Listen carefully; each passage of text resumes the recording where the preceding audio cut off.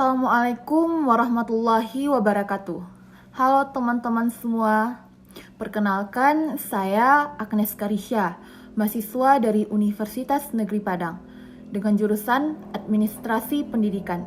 Di video ini, saya akan membahas sedikit mengenai tentang pengembangan kewirausahaan. Seperti yang telah kita ketahui, pengusaha adalah orang yang bukan bekerja sebagai karyawan, melainkan memikirkan ide dan menemukan bisnis kecil yang menanggung semua risiko dan imbalan perusahaan. Seorang wirausahawan juga bisa menjadi inovator, orang dengan ide bagus, aturan bisnis, dan orang yang dapat melaksanakan ide-ide ke dunia nyata. Setiap pengusaha memainkan peran penting dalam pertumbuhan ekonomi negara manapun. Dengan kerja keras, ide, dan imajinasi seorang wirausahawan, sebuah usaha bisa dibentuk dengan segera. Industri dan bisnis yang suram hari ini dan menandai tanda yang tidak dapat dihapus atas ekonomi negara manapun hanyalah gagasan seorang pengusaha. Kita tidak pernah bisa menilai bahwa bagaimana benih ditaburkan saat ini dapat memberi buah dan bayangan bagi banyak orang.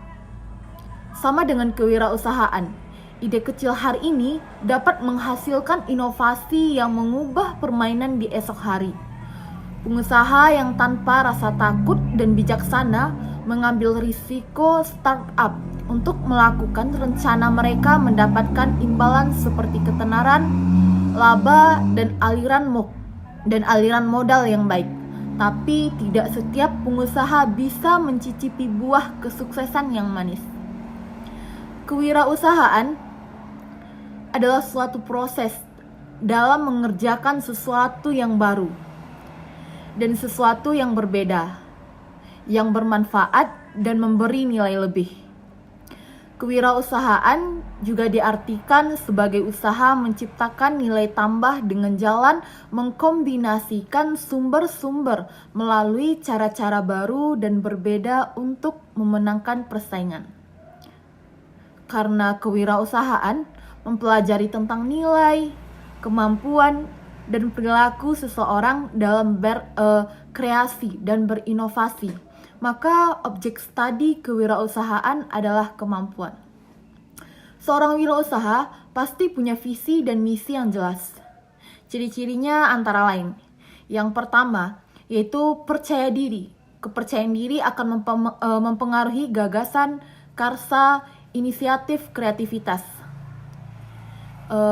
Yang kedua, ada kepemimpinan. Seorang wirausahawan harus memiliki sikap kepemimpinan, kepeloporan, dan keteladanan. Ia selalu menampilkan produk dan jasa-jasa terbaru sehingga ia menjadi pelopor baik dalam proses produksi maupun pemasaran. Yang ketiga, memiliki motif berprestasi tinggi. Seorang wirausahawan selalu berprinsip usaha optimal untuk hasil maksimal. Wirausahawan tidak asal-asalan saat bertindak atau memutuskan sesuatu karena selalu berorientasi pada nilai prestasi. Yang keempat, yaitu memiliki perspektif ke depan. Arah pandangan seorang wirausahawan juga harus berorientasi ke masa depan. Selain itu, perspektif seseorang wirausahawan akan dapat membuktikan apakah ia berhasil atau tidak. Yang kelima ada yaitu memiliki kreativitas tinggi. Seorang wirausahawan umumnya memiliki daya kreasi dan inovasi yang lebih dari non-wirausaha. Hal-hal yang belum terpikirkan oleh orang lain sudah terpikirkan olehnya, dan wirausahawan mampu membuat hasil inovasi menjadi permintaan. Yang keenam, yaitu memiliki komitmen terhadap pekerjaan. Seorang wirausahawan harus menancapkan komitmen yang kuat dalam pekerjaannya. Karena jika tidak akan berakibat fatal terhadap segala sesuatu yang telah dirintisnya. Yang ketujuh, memiliki tanggung jawab. Ide dan perilaku seorang wirausahawan tidak terlepas dari tuntutan tanggung jawab.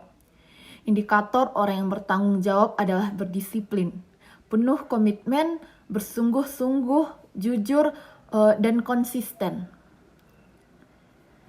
Yang kedelapan yaitu memiliki kemandirian. Orang yang mandiri adalah orang yang tidak suka mengandalkan orang lain, namun justru mengoptimalkan segala daya dan upaya yang dimilikinya sendiri. Intinya adalah kepandaian dalam memanfaatkan potensi diri tanpa harus diatur oleh orang lain. Yang kesembilan yaitu memiliki keberanian menghadapi risiko. Seorang wirausahawan harus berani menghadapi risiko. Semakin besar risiko yang dihadapinya, semakin besar pula untuk kesempatan untuk meraih keuntungan.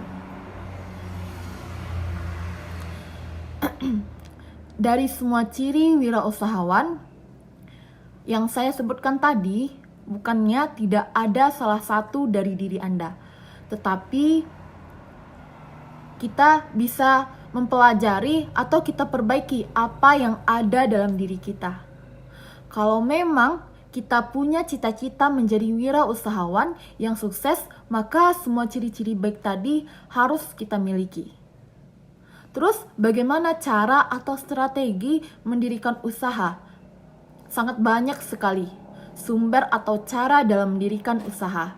Banyak faktor yang memungkinkan kita menjadi wirausahawan, dari sesuatu yang paling mudah sampai yang paling sulit. Yang pertama yaitu ada faktor keluarga. Tidak peduli seberapa keras Anda berpergian sendiri, pada titik apapun Anda berada, Anda hanya membutuhkan keluarga Anda sebagai penopang. Jika keluarga tidak mendukung selama perjuangan seseorang wirausaha, maka itu menghasilkan ide-ide yang hancur. Selain itu, latar belakang keluarga juga penting.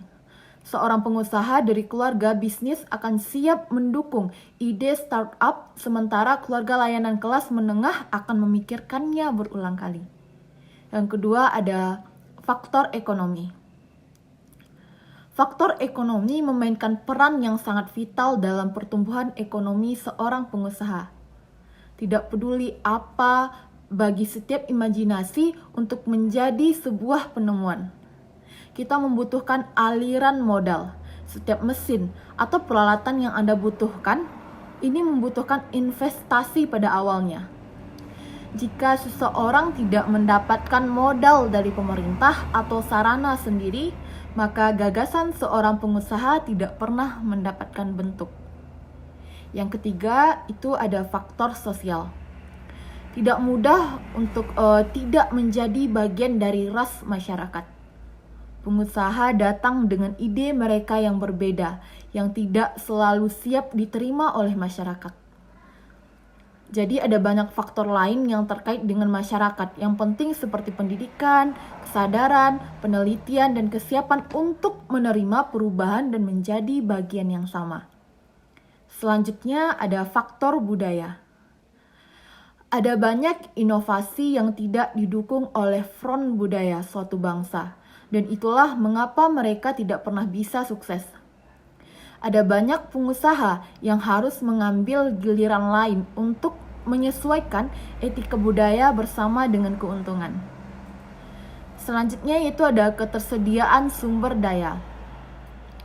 Ada berbagai sumber daya yang harus ada, seperti ketersediaan teknologi, bantuan keuangan, dukungan keluarga, dan ruang untuk bekerja pada imajinasi yang diinginkan oleh pengusaha.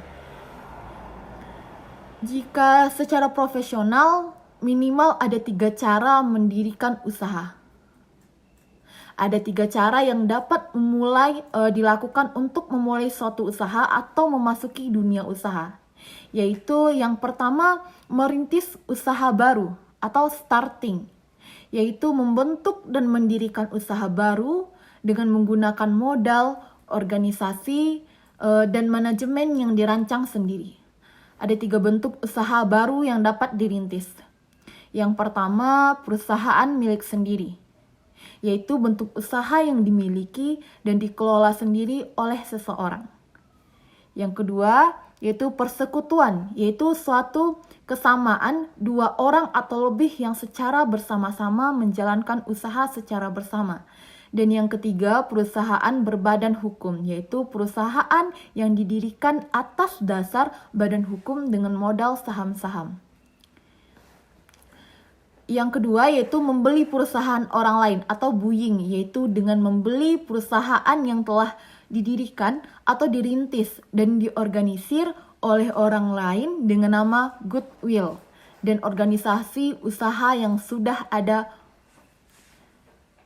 untuk nama layanan. Yang ketiga yaitu ada kerjasama manajemen. Franchise yaitu suatu kerjasama antara entrepreneur franchise dengan perusahaan besar dalam mengadakan persetujuan jual beli hak monopoli untuk menyelenggarakan usaha. Kerjasama ini biasanya dengan dukungan awal seperti pemilihan tempat, rencana bangunan, pembelian peralatan, pola arus kerja, pembukaan pencatatan dan akuntansi, konsultasi, penetapan standar, riset, nasihat hukum, dan sumber-sumber permodalan. Menurut Zimmerer, dalam buku berjudul Kewirausahaan Modul Pembelajaran, ada beberapa faktor yang menyebabkan wirausahawan gagal dalam menjalankan usaha barunya. Upayakan segera mencari strategi agar terhindar dari kegagalan bisnis tersebut. Ada beberapa hal yang bisa menyebabkan kegagalan berwirausaha. Yang pertama, tidak kompeten dalam manajerial. Tidak kompeten atau tidak memiliki kemampuan dan pengetahuan mengelola usaha merupakan faktor penyebab utama yang membuat perusahaan kurang berhasil. Yang kedua, yaitu kurang berpengalaman. Pengalaman yang dimaksud baik dalam kemampuan mengkoordinasikan, keterampilan mengelola sumber daya manusia, maupun kemampuan mengintegrasikan operasi perusahaan. Yang ketiga, kurang dapat mengendalikan keuangan. Keuangan adalah faktor yang harus diperhatikan agar perusahaan dapat berhasil dengan baik. Faktor yang paling utama dalam keuangan adalah memelihara aliran kas, mengatur pengeluaran dan penerimaan secara cermat. Kekeliruan dalam memelihara aliran kas akan menghambat operasional perusahaan dan mengakibatkan perusahaan tidak lancar. Selanjutnya yaitu lokasi yang kurang memadai. Lokasi usaha yang strategis merupakan faktor yang menentukan keberhasilan usaha. Yang keenam yaitu kurangnya pengawasan. Pengawasan erat kaitannya dengan efisiensi dan efektivitas. Kurang pengawasan dapat mengakibatkan penggunaan alat tidak efisien dan tidak efektif. Yang keenam yaitu sikap yang kurang sungguh-sungguh dalam berusaha. Sikap yang setengah-setengah terhadap usaha akan mengakibatkan usaha yang dilakukan menjadi labil dan gagal. Dengan sikap setengah hati, kemungkinan gagal menjadi besar. Ketidakmampuan dalam melakukan peralihan atau transisi kewirausahaan. Wirausahawan yang kurang siap menghadapi dan melakukan perubahan tidak akan menjadi wirausaha yang berhasil. Keberhasilan dalam berwirausaha hanya bisa diperoleh apabila berani mengadakan perubahan dan mampu membuat peralihan setiap waktu. Sekarang kita lanjutkan kepada soal modal usaha. Yang pertama ada money. Hal pertama yang harus dipersiapkan adalah money atau modal uang. Uang sangat dibutuhkan untuk menjalankan usaha yang dirintis. Tanpa adanya anggaran uang yang cukup, maka proses manajemen usaha tidak bisa berjalan dengan maksimal. Jika anggaran uang tidak mencukupi, maka kegiatan usaha bisa tersendat dan menimbulkan masalah di tengah jalan. Pada dasarnya, perusahaan hanya akan bangkrut ketika mereka sudah kehabisan uang di bank. Yang kedua ada man. Selanjutnya, untuk dapat menjalankan manajemen dengan baik, harus sangat memperhatikan sumber daya manusianya. Man di sini berarti sumber daya manusia. Tentunya untuk menjalankan suatu usaha atau manajemen membutuhkan orang yang melaksanakannya. Supaya program manajemen dapat berjalan dengan baik, diperlukan orang yang mempunyai kompetensi di bidangnya masing-masing. Memilih sumber daya manusia yang tidak berkompeten untuk menjalankan program usaha dapat membuat program tidak berjalan dengan baik. Hal itu akan sangat mempengaruhi proses manajemen. Oleh karena itu, kualifikasi sumber daya manusia harus diperhatikan supaya mendapatkan sumber daya yang benar-benar berkompeten. Ada beberapa hal yang harus diperhatikan untuk memilih sumber daya manusia. Hal pertama adalah kemampuan yang dibutuhkan. Sangat penting untuk memperhatikan kemampuan dan keterampilan yang dimiliki oleh sumber daya manusia tersebut.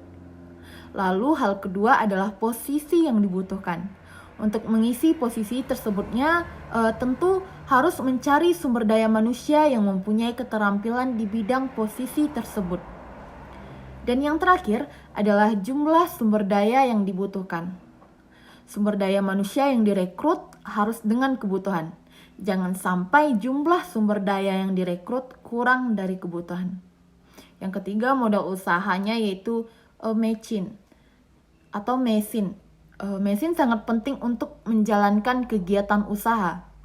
Dengan adanya bantuan mesin, pekerjaan yang sulit dapat dikerjakan dengan lebih mudah dan menghemat waktu produksi.